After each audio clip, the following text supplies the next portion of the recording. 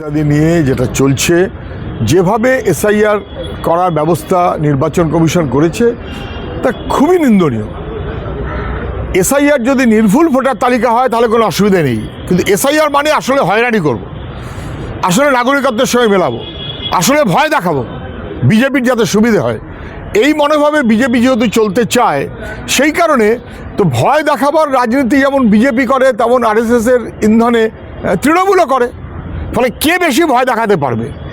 তৃণমূলও ভয় দেখাতে চায় বিএলওকে, বিজেপিও ভয় দেখাতে চায় বিএলওকে।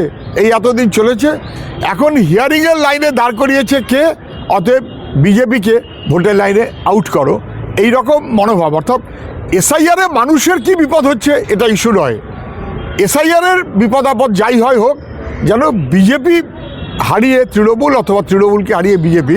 আর মানুষ বলছে অনুপ্রবেশকারী বলে লাইনে দাঁড় করিয়েছে তৃণমূল বিজেপি দুজনেই, বাংলার মানুষকে দাগিয়ে দিয়েছে দুজনেই, এই দুজনকেই মানুষ রুখে দেবে নির্বাচনে। কিন্তু শুভেন্দু অধিকারী যেভাবে সিইও ছিলেন, আরিজ আফতাব তিনি মুসলমান, এখন সিইও মনোজ আগরওয়াল তিনি হিন্দু, এই যে অঙ্ক করে উনি বার্তা দিতে শুরু করেছেন, ওকে অবিলম্বে গ্রেপ্তার করা উচিত।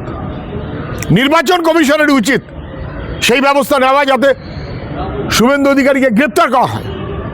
বেআইনি অসভ্যের মতন কাজ এবং নির্বাচন কমিশনের নিরপেক্ষতাকে ধর্মের বিচারে ভাগ করে দেওয়া, তার মতন যে মনোভাব, এটার চাইতে চূড়ান্ত নিন্দনীয় আর কিছু হতে পারে না। এটা চূড়ান্ত হবে অসংসদীয়, অসাংবিধানিক এবং আমাদের সমস্ত রীতিনীতির বিরুদ্ধে। আমি ধিক্কার জানাচ্ছি যেভাবে শুভেন্দু অধিকারী নির্বাচন কমিশনের আধিকারিক তার ধর্ম পরিচয়ে চর্চা শুরু করেছেন। বন্দ্যোপাধ্যায় মিটিং করেছেন আলিপুরদুয়ারে চা বাগানের মধ্যে প্রায়, এবং সে যে বৈভব ভাবা যায় না, রাজা রাজরাদের ব্যাপার, সব লুঠের টাকায় আবার লুট করার প্রস্তুতি হিসেবে এসব মিটিং, এবং সেই কারণে ভোট চাই। অতএব কিছু বাড়তি কথা এখন বলে আসলে তো 15 বছর ধরে করেননি কেন?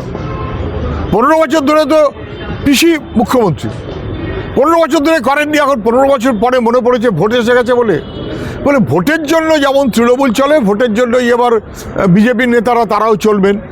মানুষ, গরিব মানুষ, তার পাশে দাঁড়ানো এই রাজনীতি, এই করার যোগ্যতা বিজেপি তৃণমূলের নেই, ওটার জন্য ধক লাগে বামপন্থার।